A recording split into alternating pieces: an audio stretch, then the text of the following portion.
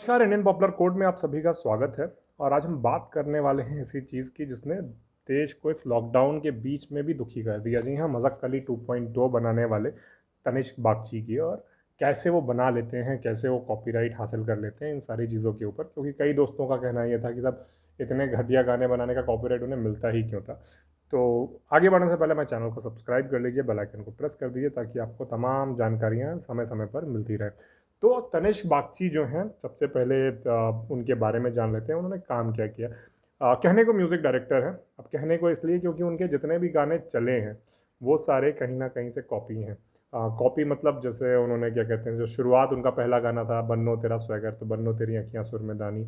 उसके बाद उन्होंने हर गाने का 2.2 करके तू चीज़ बड़ी है, मस्त मस्त ले लिया, सात समंदर ले लिया, जो गाना पुराना हिट मिला और वो उसको री इन्वेंट री करके हो जाने क्या क्या बोलते रहे। जब बात ज़्यादा हद से तब बढ़ गई, हम अम्मा जब भी उन्होंने किया था, बात हद से ज़्यादा तब बढ़ी जब मज़ाक अली को लेके काफ़ी निगेटिव कमेंट आए उस गाने के लेके, और काफ़ी ज़्यादा डिसलाइक किया गया, उसको पसंद नहीं किया गया।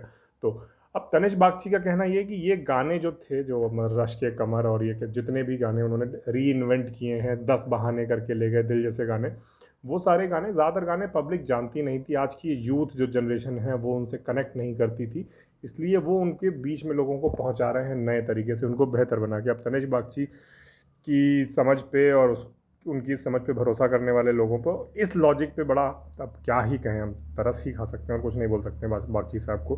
खैर, उनका परिचय ये है, वो हैं कौन। उनकी उम्र है 39 ईयर्स, 39 साल। देखने में लगते नहीं हैं उतना शायद अभी, या पुरानी तस्वीरें चिपते होंगे, नहीं पता। तो वो कलकत्ता में पैदा हुए। उनके पिता माँ दोनों वेस्टर्न म्यूजिशियन थे, ब्लूज़ जैज़ इस तरह के म्यूज़िक में।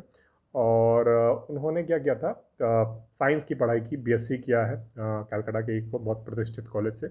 और उनको लगता था कि जो म्यूज़िक है वो फुल टाइम करियर नहीं हो सकता उनके लिए, इसलिए वो कुछ और करना चाहते थे। अब बड़ा सही सोचते थे, पता नहीं किसने उनको सलाह दे दी कि म्यूज़िक को फुल टाइम करियर बनाए। तो उन्होंने उसके बाद म्यूज़िक देना शुरू किया, और उसके बाद उनका जब ये गाना चला बन्नो तेरा स्वेगर लागे सेक्सी, तो उसके बाद धीरे धीरे धीरे उनको गाने मिलते हैं, और वो पुराने गाने उठा उठा के तू चीज़ बड़ी है, मस्त मस्त जैसे गाने, और उनको एक एक करके बर्बाद करते रहे। रश के कमर का भी उन्होंने बादशाह में वर्जन बनाया था। तो ये ऐसा कर कैसे लेते हैं। अब इसके लिए असल में तनिष्क बागची उतने जिम्मेदार नहीं है। उससे ज़्यादा अगर कोई जिम्मेदार है तो वो टी सीरीज़ है। टी सीरीज़ इसी तरह के मॉडल को अपना के भी इतनी बड़ी कंपनी बनी है गुलशन कुमार के समय से, और यही उनका मॉडल है काम करने का। Tanishq Bagchi is just a pawn, एक मोहरा बन है तनिष्क बागची।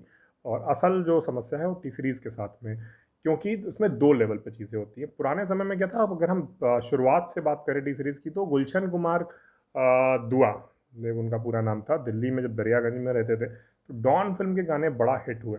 तो और इस गानों के हिट होने में एक नई चीज़ थी, उनके video cassette, sorry audio cassette बहुत बिके। अब गुलशन कुमार को एक चीज़ समझ में आई, ऑडियो कैसेट को आप बार बार रिकॉर्ड करके बार बार चला सकते हैं, जबकि उससे पहले जो गोल चक्के वाले रिकॉर्ड आते थे रिकॉर्ड प्लेयर में, ग्रामोफोन में, उसमें वो चीज़ नहीं होती थी। तो उन्होंने उसका इस्तेमाल करना शुरू किया। उन्होंने कैसेट को में गाने भरते और उनको रिकॉर्ड करके बेचते। जैसे रफ़ी की यादें, मुकेश की यादें, ये सारी चीज़ें उन्होंने शुरू की। कुमार शानू से गाने गवाए, किशोर कुमार के, और कुमार शानू के गाने किशोर की यादों के नाम से, और रफ़ी की यादों के नाम से बहुत सस्ते में बेचना शुरू किया। कैसेट्स बहुत महंगी होती थी उस समय पे, तब 50 रुपये की कैसेट कम से कम आती थी और बहुत महंगी थी, और वो 15-20 रुपये में ब्लैंक कैसेट भर के और वो बेचना शुरू किया, और ये धंधा चल निकला। अब इसमें ये वो कॉपीराइट का क्यों केस नहीं होता था, तो दो चीज़ें। हिंदुस्तान में क्या है कि अगर आप एक म्यूज़िकल परफॉर्मर हैं, आप अपनी रोज़ी रोटी चलाने के लिए जो संगीतकारों के गाने हैं ये गा गा के अपना काम धंधा चला सकते हैं। जैसे द बैंड है आपका, आप ऑर्केस्ट्रा है, तो आपके ऊपर जो कलाकार है सीधे इस तरह की उनके ऊपर समस्या नहीं आती है, क्योंकि उनको अपनी रोजी रोटी चलाने के लिए इन परफॉर्मर्स के गाने पड़ते हैं, करने पड़ते हैं, इसलिए वो बच जाते हैं। और जो कॉपीराइट इंडस्ट्री, सॉरी, जो कैसेट इंडस्ट्री है उसकी जो मालिक हैं, अगर वो खुद चोरी करता, रिकॉर्ड करता, कैसेट पकड़ा जाए, जो कि कभी होगा नहीं, तो उसके ऊपर कॉपीराइट केस बनेगा, कॉपीराइट उल्लंघन का। तो इसलिए गुलशन कुमार ने इसका बहुत फ़ायदा उठाया। गुलशन कुमार का जो आतंक था वो इसी तरह से चला। जैसे रीमिक्स का जब दौर आया तो एक कांटा लगा के टाइम पे एक एल्बम आया, एक हसीना थी। सोनी या यूनिवर्सल ने उतारा और उसको तुरंत ही गुलशन कुमार टी सीरीज़ ने उतार दिया। एक हसीना थी एक दीवाना था के नाम से। वही सारे गाने किन्हीं और आर्टिस्ट ने बेचे किसी और आर्टिस्ट से गवा कर, और वो सारा म्यूज़िक अरेंज करके मिलता जुलता और बेच दिया। और ऑडियो कैसेट में उतना पता नहीं चलता था कि वही गाना कौन गा रहा है नहीं गा रहा। तो इसी मॉडल पे वो काम करते थे, वो इस मॉडल पे अभी भी काम कर रहा है। अब जैसे पंजाबी का एक गाना हिट हुआ, तू लॉन्ग वे में लाची तेरे पीछे आ गवाची, अब इसको उन्होंने तनिष्क बागची भाई साहब जो थे उन्होंने उसको बना दिया तू लॉन्ग वे में लाची तेरे पीछे हाँ जी हाँ जी। अब ना तुकबंदी मिलती है, ना लय मिलती है, ना गाना पता नहीं क्या किया। और गाना गाया है तुलसी कुमार ने। इस तरह के तनिष्क बागची के बहुत सारे गाने आपको या तो नेहा कक्कड़ गाते हुए मिलेंगे या तुलसी कुमार गाते हुए मिलेंगी। तुलसी कुमार इसलिए क्योंकि तुलसी कुमार जो है वो गुलशन कुमार की सुपुत्री हैं। नेपोटिज्म का एक और उदाहरण है बॉलीवुड में। तो अब क्या है, दो लेवल पे चीज़ें होती हैं कि जब फिल्म के जो निर्माता हैं, प्रोड्यूसर्स हैं, जब वो फिल्म की अपनी लागत निकालना चाहते हैं तो अलग अलग राइट्स अलग अलग कंपनियों को बेच देते हैं। जैसे म्यूज़िक के राइट्स किसी एक कंपनी को बेचेंगे, डिजिटल जो उसका प्रसारण है उसके राइट्स किसी दूसरी कंपनी को बेचेंगे, उसको थिएटर में रिलीज़ करने का राइट्स किसी और चीज़ को बेचेंगे, सैटेलाइट राइट्स किसी और चीज़ को किसी और कंपनी को बेचेंगे, ताकि जो उनकी लागत है वो जो करोड़ों रुपए फिल्म बनाने में निकले हैं वो निकल जाए। तो अब जैसे दिल्ली 6 है, अब दिल्ली 6 राकेश ओम प्रकाश मेहरा ने भी बनाई और उसकी लागत निकल रही है नहीं निकल रही, तो उन्होंने उसके राइट्स मान लीजिए कुछ करोड़ रुपये में टी सीरीज़ को बेच दिए कि वो उसके साथ जो चाहे वो करे। अब टी सीरीज़ जब 10 साल हो गया, उनको लगा कि उनके पास हिट गाने के राइट्स हैं, तो उन्होंने उसको दोबारा से इन्वेंट किया। उसमें ना वो ओरिजिनल म्यूजिशियन को पैसा देंगे, ना किसी म्यूज़िक डायरेक्टर को पैसा देंगे, ना सिंगर को पैसा देंगे, क्योंकि सारे चीज़ें उनके पास हैं। अब ये एक लूप होल है, इसके खिलाफ कोई बोलता भी नहीं है, कोई काम भी नहीं करता है, और ये अपने आप में दुखद है। तो जैसे विशाल शेखर अच्छा खासा पैसा कमाने वाले म्यूजिशियन है, म्यूज़िक डायरेक्टर्स हैं, वो 10 बहाने पे लेके नाराज़ हुए कि तनिष्क बागची बना रहे हैं, हमारा आपने कंट्रीब्यूशन गायब कर दिया, वो कर दिया। तो टी सीरीज़ इतना बड़ा जाइंट है, उसने कहा कि आप ही आके बना लीजिए। तो विशाल शेखर तैयार हो गए अपने ही गाने को फिर से रीइन्वेंट करने के लिए। और म्यूजिशियंस और म्यूज़िक डायरेक्टर की इस समय हालत ये है कि डिमांड कम है, सप्लाई ज़्यादा है। सिंगर्स का करियर 8-10 साल, जैसे एक हीरोइन का करियर बॉलीवुड में चलता है आजकल, उसी तरह के सिंगर्स का करियर चल रहा है।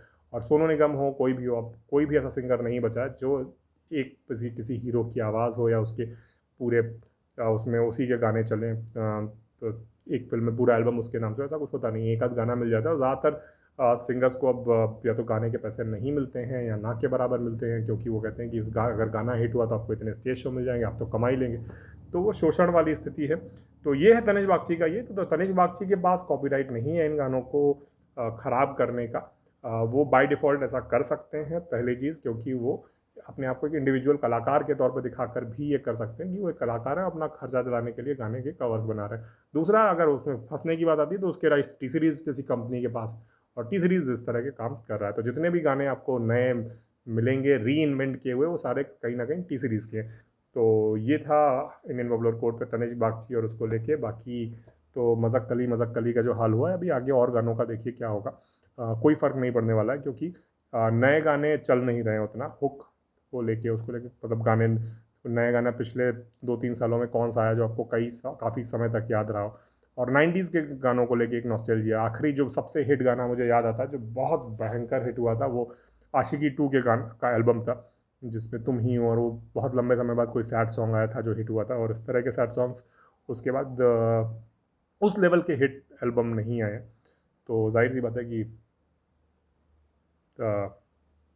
पुराने गाने, पुरानी चीज़ें इन्हीं को अपलोड करेंगे, वो करेंगे। तो देखिए, ये थी तनिष्क बागची के ऊपर जानकारी। अगर आपको और कुछ जानना हो और कुछ करना हो और कुछ बताना हो बताइए। लॉकडाउन के ऊपर भी हमने कुछ वीडियोस किए हैं, खाना बनाने के ऊपर हम फेसबुक पे अपने वीडियोस डाल रहे हैं, आप उनके बारे में भी जान सकते हैं।